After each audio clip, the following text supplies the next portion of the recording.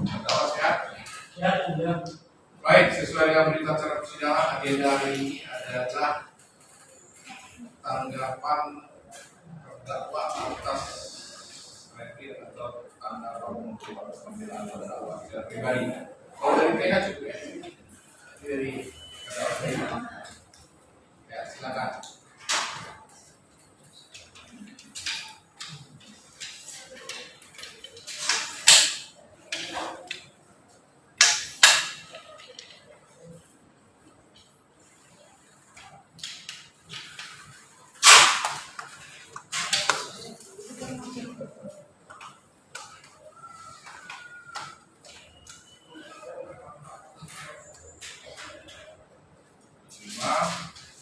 Ini tanggapan pribadi saudara.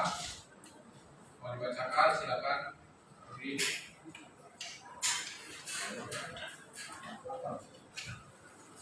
Terima kasih Hakim Majelis Hakim yang saya muliakan, penuntut umum dan hadirin yang saya hormati. Pendapat atau tanggapan pendapat penuntut jaksa penuntut umum DPU Kejari Pekanbaru yang dibacakan 31 Oktober lalu terhadap nota pembelaan saya Rudianto dan penasihat hukum saya DPU bukan merupakan fakta sidang. Namun yang disampaikan DPU justru dakwaan awal yang banyak bisikan opini pelapor ASN protokoler DPR Riau Ferry Sasdradi yang berisi fitnah yang sakit terhadap kami tanpa adanya alat bukti dan saksi-saksi yang melihat adanya kerusakan yang kami lakukan baik secara langsung maupun rekaman CCTV yang sudah diputar dalam sidang pembuktian beberapa waktu lalu. Apalagi pelapor ASN DPR Riau Ferry Sasdradi yang jelas terbukti memberikan keterangan palsu berbohong di persidangan ketika menjadi saksi Selasa 16 Agustus 2022 terkait kerusakan kunci magnetik yang dibongkarnya sendiri dan dilaporkannya 2 minggu kemudian dengan karang ceritanya sendiri yang dituangkan DPU dalam dakwaan dan tuntutan tanpa adanya alat bukti dan saksi dakwaan kerusakan pasal 406 yang didakwakan 167 dan 168 atau pasal 406 KUHP pidana yang digunakan untuk menuntut kami sama sekali tidak terbukti di persidangan di dalam persidangan pembuktian. Kebohongan pelapor Ferry Sasdradi adalah dengan berubah-ubah keterangannya tentang fakta rusaknya kunci magnetik dan fingerprint. Ketika ditanya DPU dan hakim, pelapor Ferry Sasdradi ketika menjadi saksi menjelaskan bahwa kunci magnetik itu dipasang tahun 2019 usai anggota Dewan DPRD Riau periode 2019-2024 dilantik dan rusaknya setelah keluar terdakwa masuk. Jawaban yang sama ketika disampaikan ketika saya diberi kesempatan bertanya. Namun Ferry Sasdradi merubah jawabannya. Kunci magnetik itu sudah pernah rusak dan diganti sebelum kami masuk. Dan keterangannya dirubah setelah saya bertanya terkait perbedaan keterangan pelapor dengan saksi staf BK DPRD Riau Nino dalam BAP yang jelas menjelaskan sebelum kami masuk bahwa kunci magnetik itu pernah rusak dan pernah diservis namun tetap error atau rusak walaupun tertutup rapat namun tidak terkunci. Kebohongan pelapor kedua adalah ketika ditanya sejak kapan kenal saya selaku terdakwa kepada hakim dan DPU, Ferry Sasdradi menjelaskan itu 2019. Sementara dalam BAP dia menjelaskan kenal saya sejak 2009 selaku wartawan yang bertugas di DPRD Riau. Namun ketika saya diberi kesempatan bertanya, saya pastikan lagi sejak kapan kenal saya. Kembali dijawab bahwa pelapor kenal saya sejak 2019 sebagai wartawan media online yang bertugas di DPRD Riau. Namun ketika saya tanya lagi, apakah saudara Ferry yakin ketika kenal saya 2019?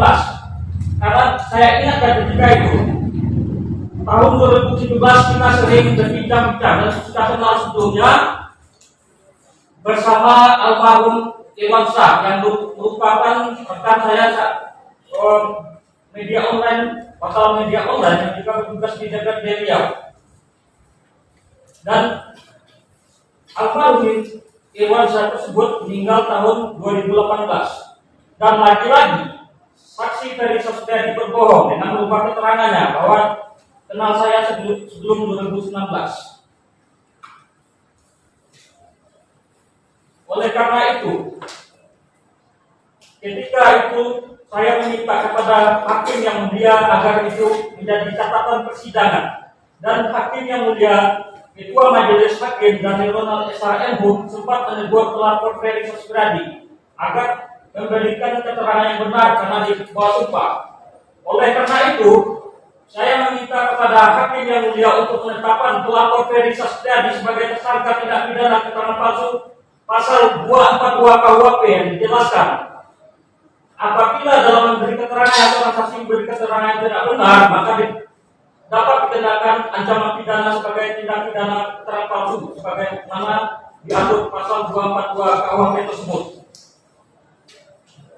Majelis hakim yang saya muliakan, penuntut umum dan hadirin yang saya hormati, rekaman video CCTV sebagai petunjuk awal jelas sudah sama-sama kita lihat tidak ada perbuatan atau peristiwa perusakan yang didakwakan kepada kami. Dengan demikian kalaulah nurani kita semua bisa jujur, semua yang menonton video tersebut sesuai fakta persidangan tentunya kita sepakat perkara ini sebenarnya tidak terbukti secara material karena petunjuk awal rekaman CCTV tidak ada, hanya bisikan opini dan fitnah pelapor Ferry Sastriadi belaka karena hukum adalah pembuktian, bukan untuk memenuhi keinginan pelapor.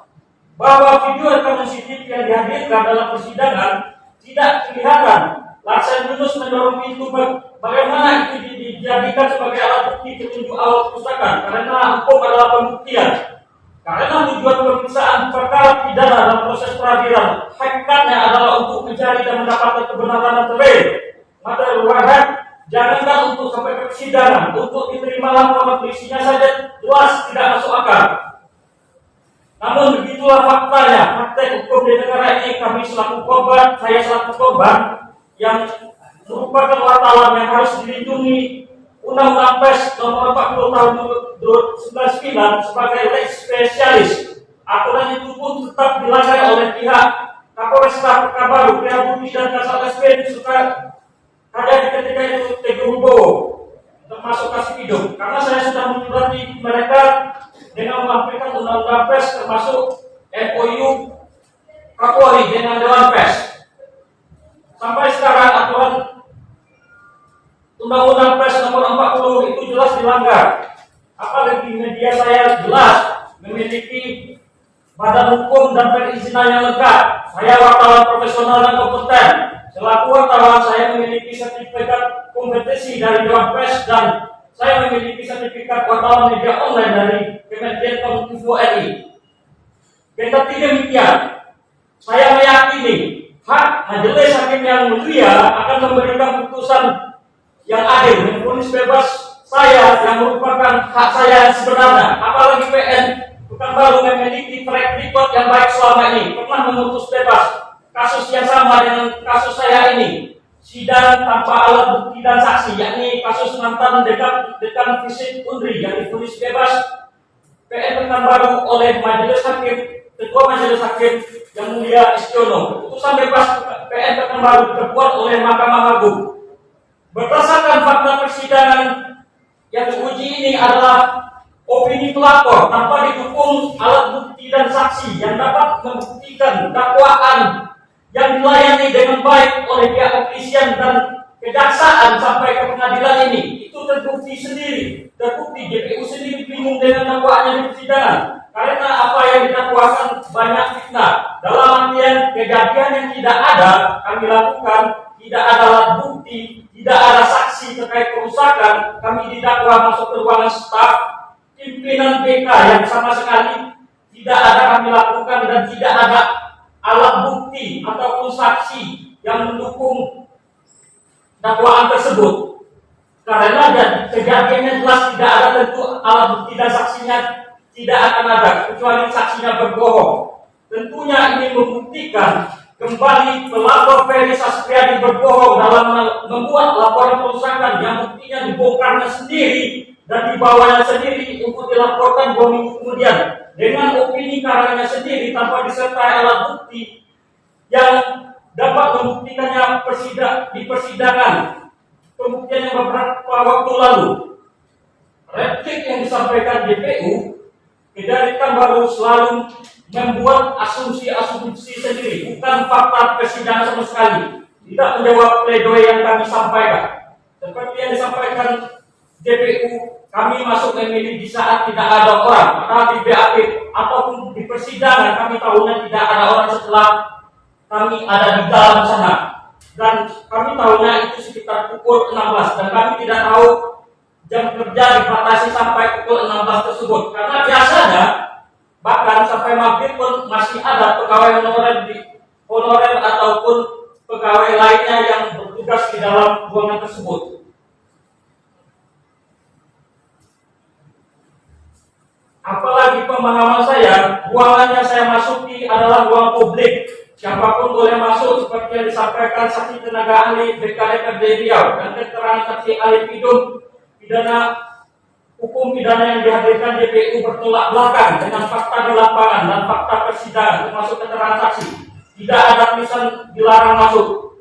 Kami ada kepentingan di sana karena Lasen Yunus mengundang saya selaku narasumber resmi yang memasukkan laporan resmi ke gedung BKD Riau dan saya bertugas 12 tahun di sana sudah memiliki izin, tidak ada pernah masalah, dan apalagi perkara pidana seperti saat ini yang sudah damai namun tetap dilanjutkan ke pengadilan negeri Pekanbaru. Majelis Hakim yang mulia, DPU dan hadirin yang saya hormati, video CCTV sama-sama kita lihat tidak ada berbuat kerusakan yang didakwakan.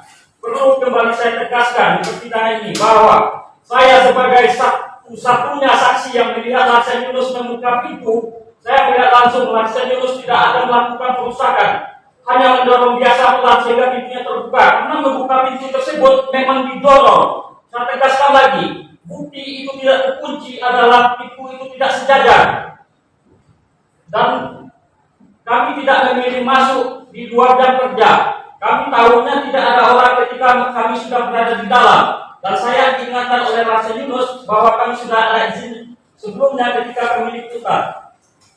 Sesuai pemahaman saya dan disampaikan saksi tenaga ahli BKD Riau yang pemerintahan Fadil di ruang rapat BK itu merupakan ruang publik, boleh dimasuki masyarakat umum meskipun di luar jam kerja. Sekalipun keterangan itu disampaikan Fadil dalam kesaksian di pengadilan ini.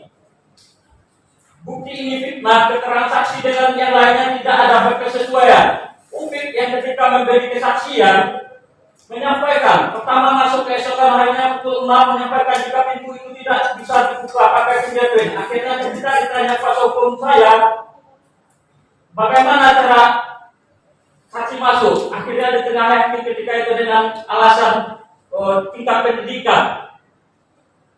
Membuktikan dakwaan kebanyakan berisikan fitnah terhadap kami seakan ada peristiwa pidana yang dilakukan namun gagal mereka buktikan di persidangan ini.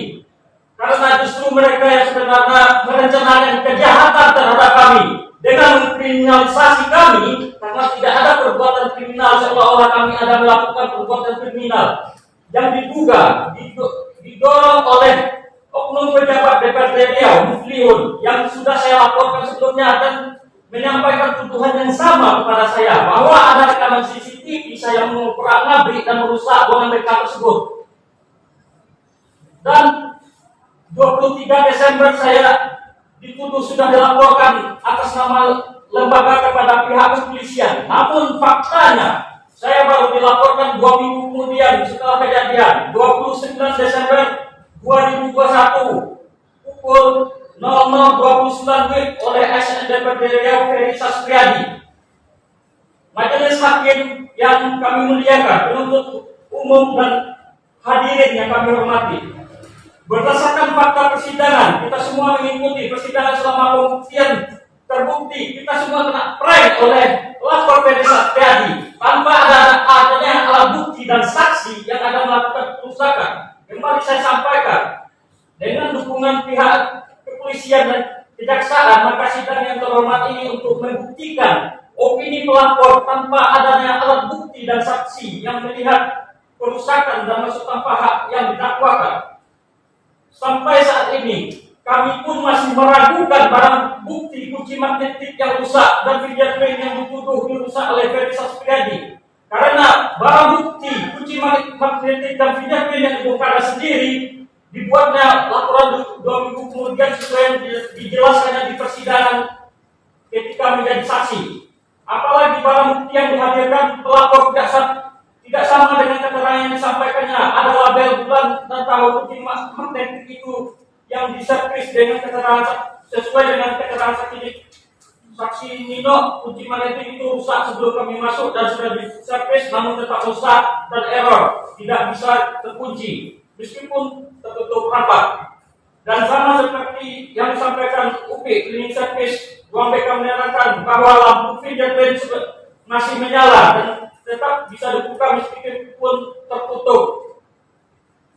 UP yang merupakan orang yang pertama masuk setelah kejadian, keterangan pelapor kepada KM yang hanya berdasarkan opini tanpa didukung fakta yang menarasikan Larsen Yunus merusak sangatlah tidak bisa dipercaya.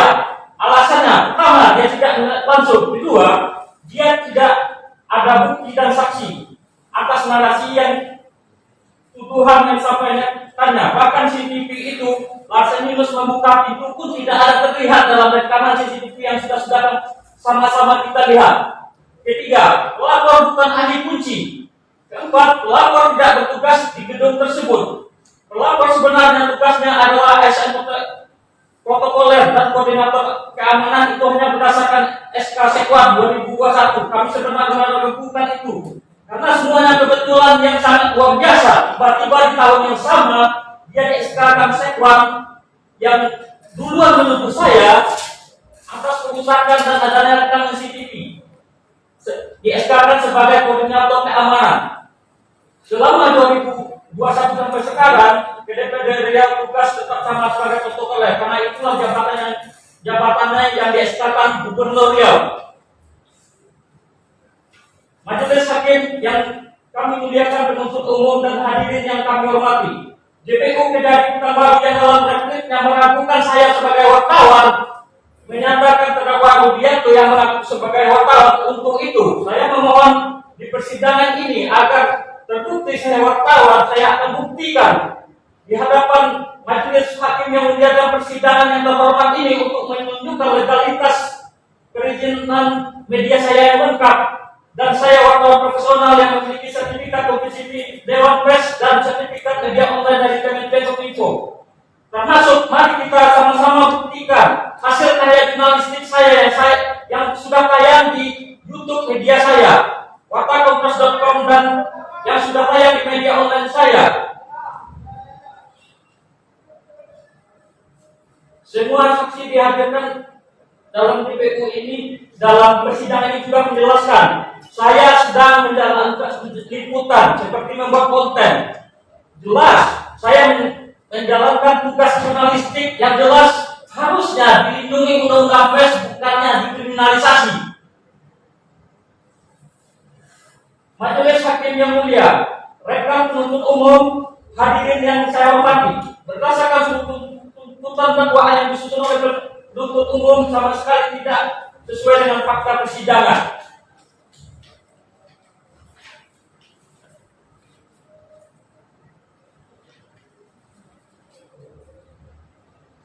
Oleh karena itu, berdasarkan hal tersebut, sesuai dengan fakta persidangan, tidak ada satupun dakwaan JPU yang terbukti. Saya berkeyakinan dari awal, karena kami memang tidak ada melakukan perbuatan pidana yang didakwakan, masuk tanpa hak, apalagi perusakan.